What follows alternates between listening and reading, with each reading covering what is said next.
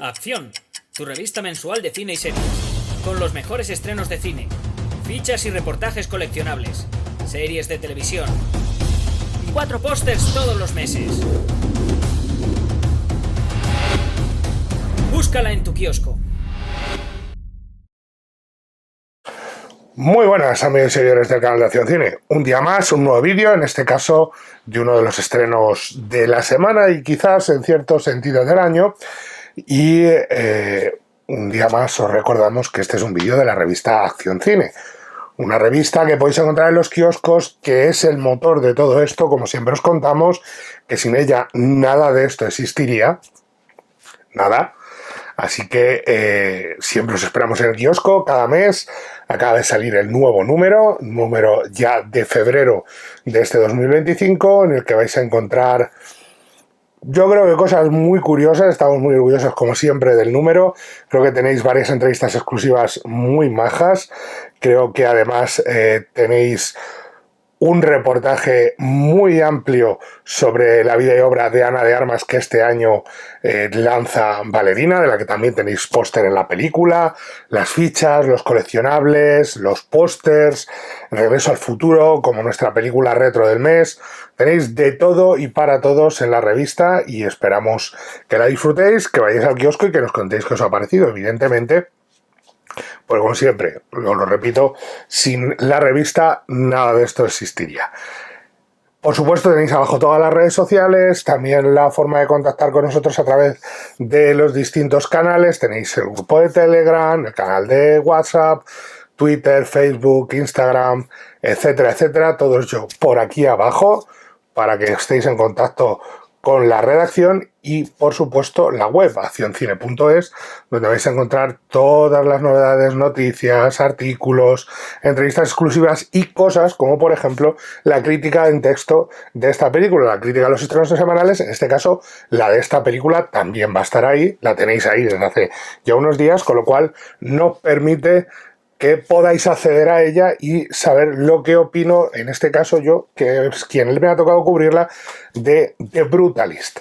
La película que ya se ha estrenado en cines, que ya ha tenido una acogida en nuestro país muy interesante. Yo no me esperaba que el público fuese a reaccionar también a una película de más de 3 horas y media, con un intermedio, con una historia tan pequeña en cierta medida, porque es una historia de cierto sentido intimista, aunque, como siempre la utiliza una historia muy pequeña de personajes muy peculiares para hablarnos de algo mucho más grande y mucho más importante, que es cuando el drama está bien construido, es lo que hace. En vez de intentar abarcar lo más grande, utiliza pequeñas historias para reflejar grandes dramas y grandes historias de la sociedad. Y es lo que hace The Brutalist. Es la historia de un inmigrante húngaro, judío, que ha pasado tiempo en un campo de concentración, que su familia también ha estado allí, su esposa y su sobrina, y que se embarca en una nueva aventura en suelo norteamericano, donde acaba en Filadelfia, porque tiene familia allí y bueno, porque puede conseguir una vida mejor. Es un arquitecto, es un tipo brillante, es un tipo que en su Hungría natal hizo cosas maravillosas e increíbles antes de la guerra, pero que evidentemente pues en Estados Unidos tiene que labrarse un futuro desde cero. Un futuro desde cero que supone trabajar en aquello en lo que puede y en lo que le dejan, pese a su talento, y que cuando le dejan mostrar ese talento es capaz de mucho más, hasta que conoce a un tipo, un millonario, una persona muy peculiar, que a lo mejor se considera a sí mismo un filántropo incluso, que le puede servir como mecenas para trabajar en un proyecto gigantesco y para dar inicio a su carrera como arquitecto en Estados Unidos. Un proyecto enorme de un centro cultural, pero además un centro que tendrá parte de iglesia, y a partir de ahí las cosas se complican, las cosas empiezan a suceder en varias direcciones. Ya hablaremos de ello en zona spoilers. De momento esto es zona sin spoilers. Cuando toquen los spoilers ya los analizaremos. y la cosa empieza a torcerse. La película tiene dos partes que son dos tramos de tiempo entre de la llegada a Estados Unidos al inicio de la construcción y luego, después del intermedio, el segundo capítulo, la segunda parte de la película, pues son 1 hora 40 más o menos cada parte, y entre medias esos 15 minutos de intermedio que hay que avisar a la gente incluso cuando llega al cine. Por supuesto, película dirigida por Bradley Corbett, película que está coescrita por el propio Bradley Corbett y por Mona Foswell, que es su co-guionista habitual, han colaborado juntos en muchos proyectos. Corbett es un actor que ahora se dedica a la dirección, posiblemente uno de sus papeles más conocidos sea en el remake norteamericano de Funny Games, y es un director que tiene una sensibilidad muy particular.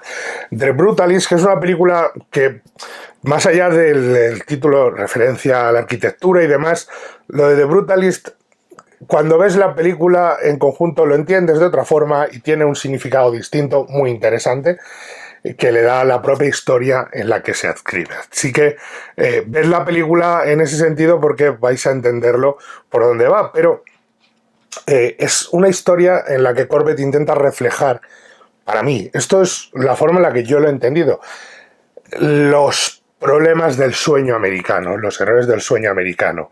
El poderoso contra el débil, el fuerte contra el que no tiene ningún tipo de fuerza o de apoyo para conseguir más fuerza. El sueño aplastado.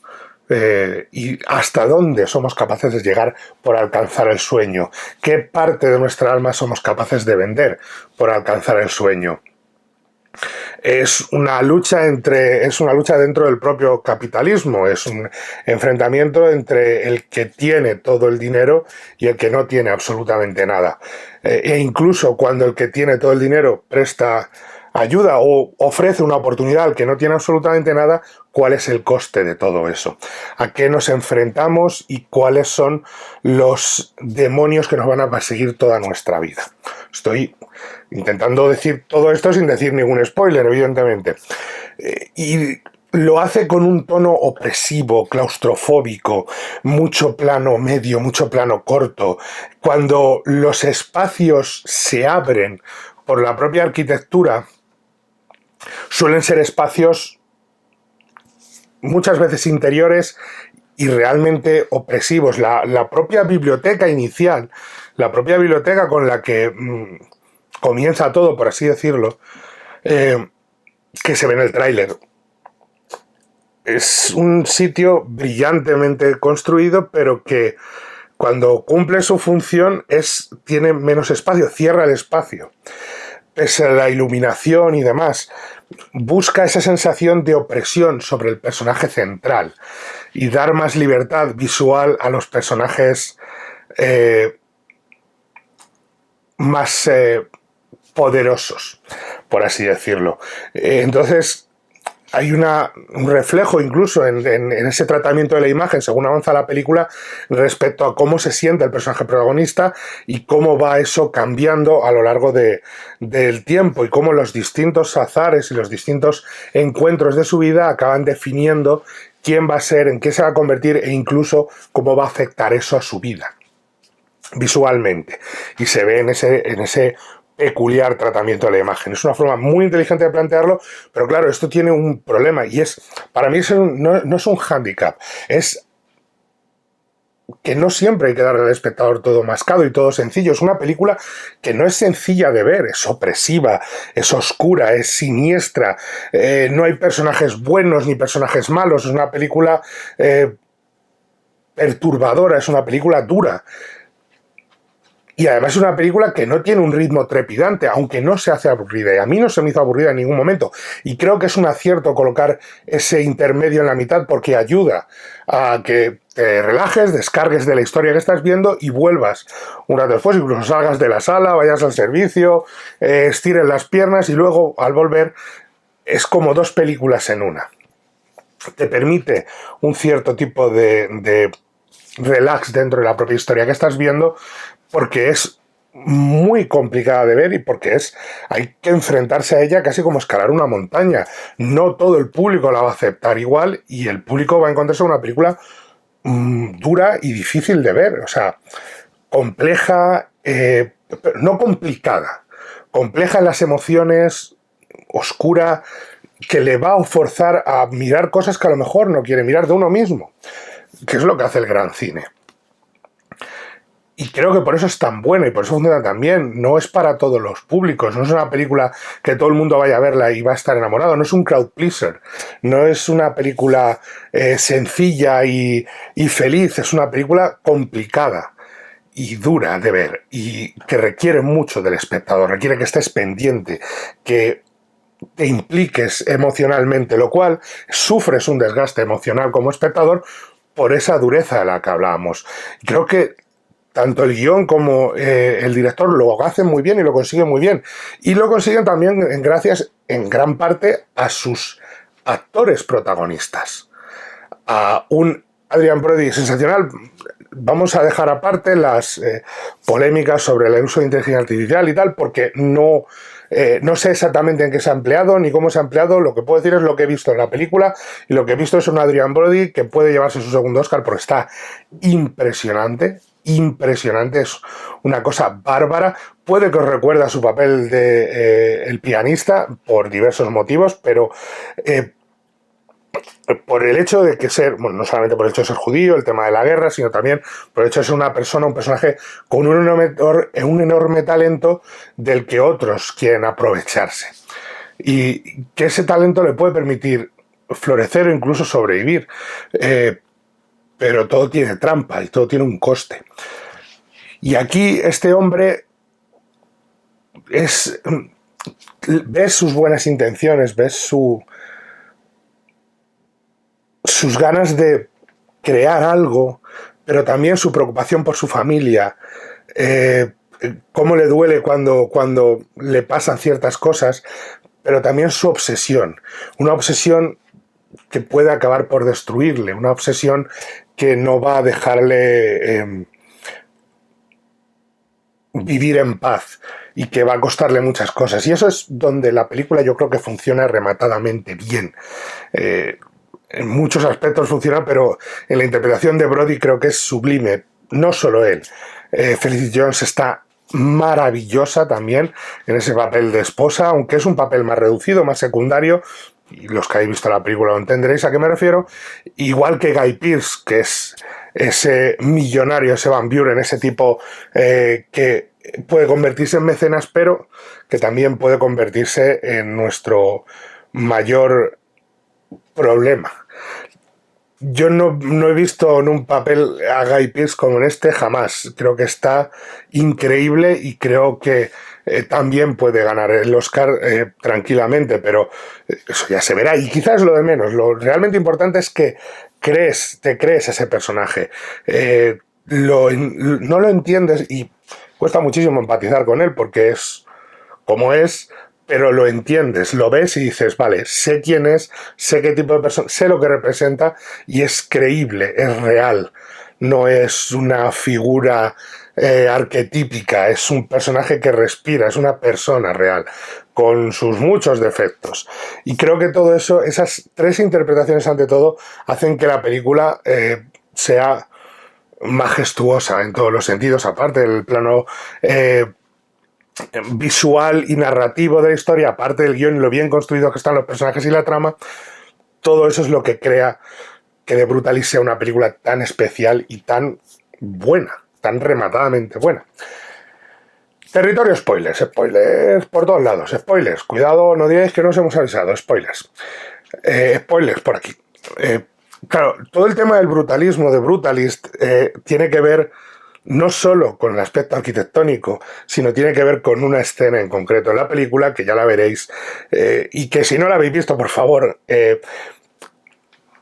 no voy a decir exactamente lo que pasa en la escena, porque creo que sería una marranada, pero creo que deberíais ver la película y juzgarlo vosotros mismos. Creo que si la habéis visto vais a entender a lo que me refiero.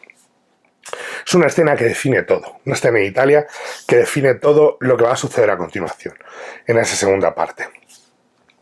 Porque el personaje protagonista ha sido traicionado por su propia familia, con el tema de su primo, de su familiar y de su esposa, y de lo que sucede con su esposa, y de cómo le tratan allí, y de cómo no le creen, y de todo lo que sucede a su alrededor, y de cómo casi lo pierde todo, y de cómo va creciendo la situación.